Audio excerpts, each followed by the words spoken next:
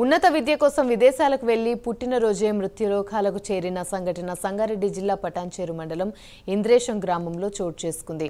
University of ఫిలిప్పీన్లో మనీలాలోని Indresham గ్రామానికి చెందిన విద్యార్థిని చింతా స్నిగ్ధ ఎంబీబీఎస్ ద్వితీయ సంవత్సరం చదువుతుంది.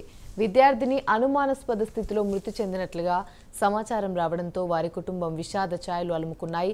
విద్యార్థిని తండ్రి చింతా అమృతరావు మెదక్ పట్టణం విద్యుత్ శాఖలో డీఈగా విధులు నిర్వహిస్తున్నారు.